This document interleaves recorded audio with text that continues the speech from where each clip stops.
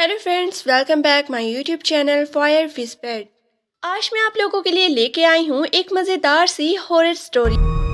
रात के अंधेरे में छोटा सा गांव चकभेर एक पुरअसरार खामोशी में डूबा हुआ था। ये गांव पहाड़ों और घने जंगल के बीच आबाद था, जहां सूरज ढलने के बाद कोई इंसान बाहर निकलने की हिम्मत नहीं करता था।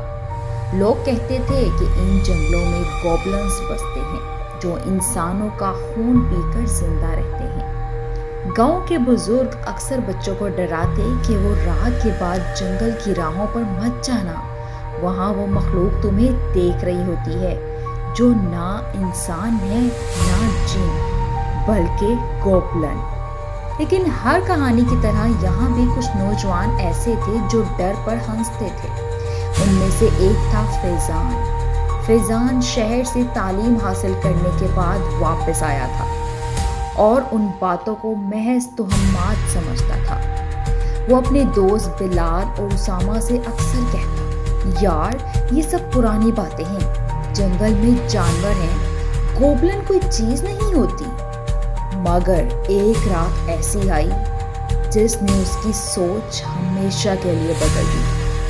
उस रात गांव की एक लड़की आलिया अचानक गायब हो गई। उसके घर वाले परेशान होकर उसे ढूंढने लगे। निशान देखते देखते सबको उसके कदमों के निशानात जंगल की तरफ जाते नजर आए। लेकिन हैरत की बात ये थी कि कुछ फासले के बाद कदमों के निशान अचानक गायब हो गए, जैसे जमीन ने उसे निगल लिया हो।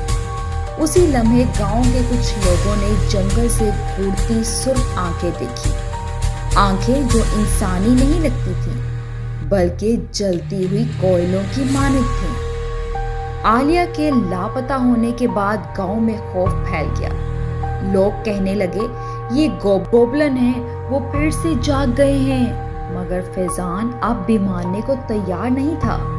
उसने फैसला किया कि वो और उसके दोस्त बिलाल और उसामा जंगल में जाकर हकीकत मालूम करेंगे। अगर ये सब झूठ है तो हम सब कुछ सच कर दिखाएं, और अगर वाकई कुछ है तो कम से कम हमें पता तो चलेगा, फैजान ने कहा। वो तीनों रात के वक्त मशलें लेकर जंगल की तरफ निकल पड़े। हवा में एक अजीब सी सुरांड बनी थी, जैसे किसी सड़ी लाश की बदबू। दरख्तों के बीच साए ऐसे लग रहे थे जैसे कोई हरकत कर रहा हो। चलते चलते अचानक बिलाल रुक गया। ये देखो, जमीन पर खून के धब्बे थे जो घने झाड़ियों के अंदर जा रहे थे। वो तीनों दबे कदमों आगे बढ़े। कुछ फासले पर एक खाई जैसा रास्ता था, जहाँ नीचे अंधेरा ही अंधेरा था। खाई के अंदर से एक आवाज गूंज रही थी, हमें गोश्त चाहिए, ताजा गोश्त। तीनों के जिस्मों में कपकपी दौड़ गई। ये आवाज ना इंसानों की थी ना जानवर की। अचानक झाड़ियों के पीछे से कुछ हरकत हुई। तीनों ने देखा कि एक अजीब सा कद आवर मखलूक खड़ा है। उसका जिस्म टेढ़ा मेरा, दांत नुकीले खंजर जैसे और आंखें सुर्ख अंगारों की तरह धक रही थी। उसके हाथ में एक हड्डी का ढांचा था जिस पर अभी भी गोश्त के टुकड़े चिपके थे। बिलाल की जुबान लड़खड़ाई, ये क्या है? वो मखलूक उनकी तरफ घूर कर हंसने लगी। हंसी ऐसी थी जैसे कब्र खुल रही हो। तुम मेरे शिकार हो। मौत के दाने पर वो खौफनाक गॉबलिन अचानक झपका और उसके नुकीले नाखून बिलाल के कंधे को छू कर निकल गए। बिलाल चीख पड़ा और जमीन पर गिर गया। फैजान और उसामा ने फौरन उसे खींचकर पीछे किया। गॉबलिन ने अपनी खौफनाक आवाज में कहा, अब तुम नहीं बच सकते, तुम्हारा खून हमारी भूख मिटाएगा। उसामा ने हिम्मत करके चलती हुई मिशल उसके सामने लहराई। गॉबलिन लम्हा भर के लिए पीछे हटा। उसकी आंखों में गुस्से की चमक भर गई। फैजान ने बिलाल को सहारा दिया और तीनों भागते हुए जंगल के अंदरूनी रास्ते में घुस गए। लेकिन वो आवाज अब भी पीछे से आ रही थी। भाग लो, लेकिन आखिरकार अंधेरा तुम्हें निगल लेगा। भागते भागते वो एक खुले मुकाम पर पहुंचे। वहां एक बड़ा सा गार था। गार के दहाने पर अजीब निशानात खदे हुए थे, जैसे किसी कदीम जुबान के हों। फैजान ने सोचा कि शायद ये गार ही वो जगह है जहां ये मखलूकात रहती हैं। वो तीनों छुपने के लिए अंदर दाखिल हो गए, मगर अंदर जाकर जो मंजर देखा वो उनके आसान खता कर गया। गार की दीवारों पर इंसानी खोपड़ियां लगी हुई थीं, जमीन पर हड्डियां बिखरी थीं और दरमियान में एक पत्थर की कुर्बान गाह बनी हुई थी। उस कुर्बान गाह पर इंसानी हाथ और खून के छींटे मौजूद थे। बिलाल कपकपाते हुए बोला, या अल्लाह, ये सब किसका है? उसी लम्हे एक ठंडी हवा के झोंके के साथ गार में एक और गोबलन नमूदार हुआ। ये पहले से भी ज्यादा खौफनाक था। उसके मुंह से खून टपक रहा था। वो गोबलन उनकी तरफ देखकर घबराया। तुम इंसान यहाँ क्यों आए हो? ये हमारी सरजमीन है। फैजान ने खौफ पर काबू पाते हुए कहा, हम किसी को नुकसान नहीं पहुंचाना चाहते, हम सिर्फ अपनी गांव की लड़की को ढूंढने आए हैं। आलिया कहाँ है?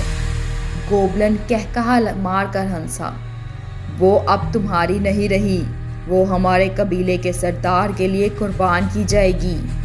ये सुनकर तीनों के दिल कांप गए। फैजान ने जल्दी से अपनी मशल आगे बढ़ाई और एक हड्डी उठाकर गोबलन पर फेंकी। गोबलन लम्हा भर के लिए पीछे हटा तो तीनों ने मौका गनीमत जानकर और भागने की कोशिश की, मगर गार के दहाने पर एक और साया खड़ा था।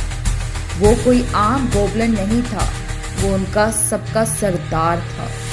कद तकरीबन 8 फुट, हाथ में खून से लथड़ा भाला, आंखों में वहशतनाक रोशनी। उसने घनी आवाज में कहा, इंसानों, अब तुम सब हमारे गुलाम हो।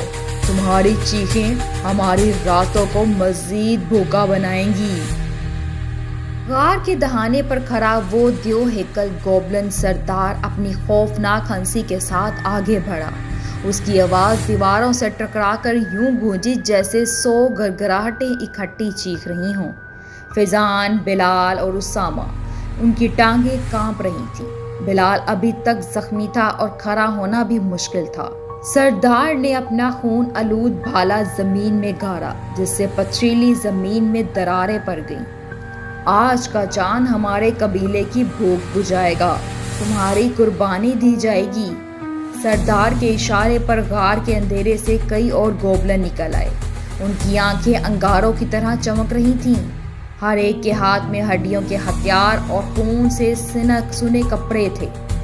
फैजान ने घबराकर उसामा से कहा, ये पूरा कबीला है, हम 3 लोग कैसे बच सकते हैं?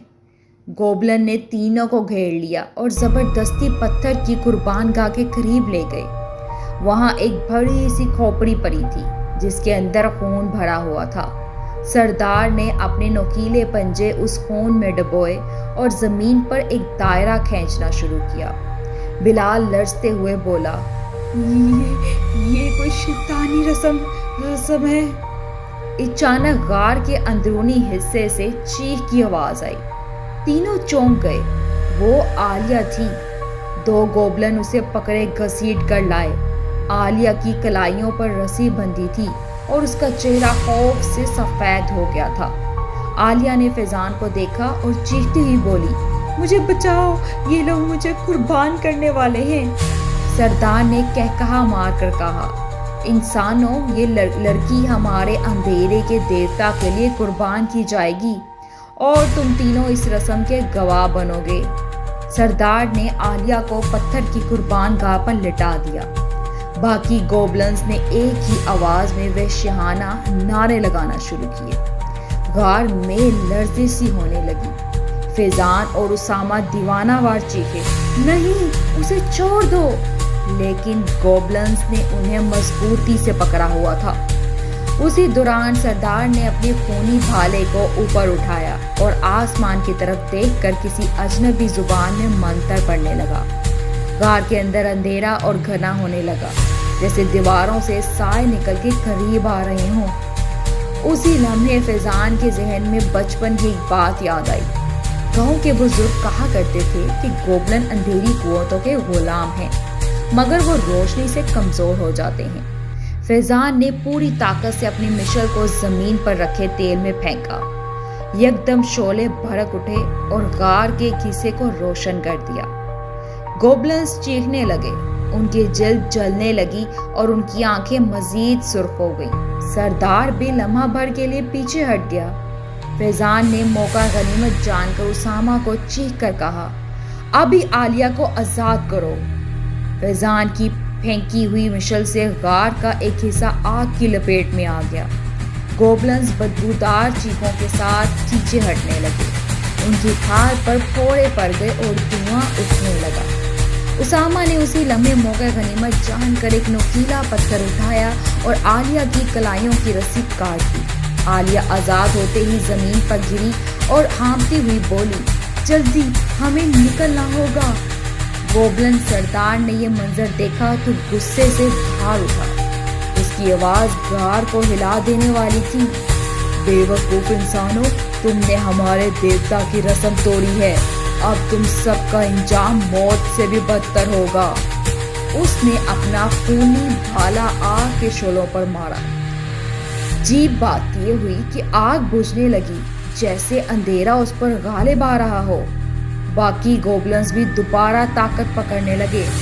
فیضان نے عالیہ کا ہاتھ پکڑا، اسامہ نے بلال کو سہارا دیا اور چاروں غار کے دہانے کی طرف بھاگنے لگے۔ گوبلن ان کے پیچھے چیختے ہوئے بھاگے۔ راستہ تنگ اور کچا تھا، ایک لمحے کو لگا جیسے وہ سب اندھیرے میں دب جائیں گے، مگر فیضان نے آخری بار اپنی مشل ہوا میں لہرائی اور پوری طاقت سے باہر کی طرف پھینکی۔ مشل سیدھی خشک لکڑیوں کے ڈھیر میں جا گری۔ لمحوں میں غار کا دہانہ آگ سے روشن ہو گیا۔ روشنی نے گوبلنز کو بے نقاب کر دیا، ان کے جسموں پر موجود زخم جلنے لگے اور وہ وحشت ناک آوازوں کے ساتھ پیچھے ہٹنے لگے۔ لیکن سردار اب بھی اپنی جگہ کھڑا گھرا رہا تھا۔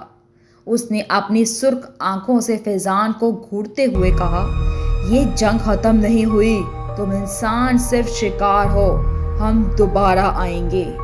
پھر اس نے اپنی لمبی باہیں لہلائیں، باقی گوبلنز دھوئیں کی طرح غائب ہو گئے اور سردار بھی اندھیرے میں تحلیل ہو گیا۔ فیضان اور اس کے دوست بمشکل غار سے نکل کر گاؤں واپس پہنچے۔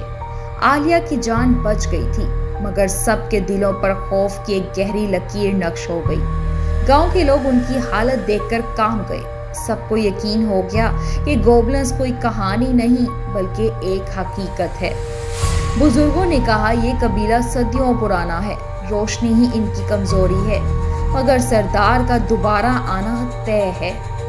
رات کو جب سب سو رہے تھے، فیضان نے گاؤں کے باہر کھڑے ہو کر اندھیرے جنگل کی طرف دیکھا۔ اچانک اسے دو سرخ آنکھیں جھاڑیوں میں چمکتی نظر آئیں۔ ایک سرگوشی اس کے کانوں تک پہنچی، فیضان، یہ صرف آغاز ہے۔